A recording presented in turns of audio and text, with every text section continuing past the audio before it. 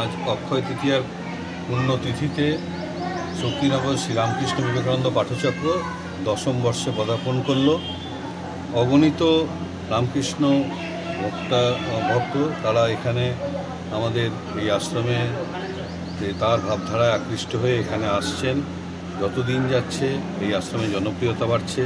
আমরা লক্ষ্য করছি বিভিন্ন অনুষ্ঠানগুলিতে তাদের উৎসাহ এবং উদ্দীপনা, এবং আমাদের যে সেবা কার্য রয়েছে সেই সেবা কার্য বিভিন্ন জায়গাতে গ্রামের প্রত্যন্ত অঞ্চলে শক্তিনগর এবং কৃষ্ণনগরের পার্শ্ববর্তী বিভিন্ন দুস্থ এলাকাতে আমাদের যে সেবা কার্যগুলি চলে, সেই সেবা কার্যগুলোতে অসংখ্য ভক্ত তারা অনুপ্রাণিত হয়ে এখানে তাদের দান করেন এবং আমাদেরকে সাহায্য করেন।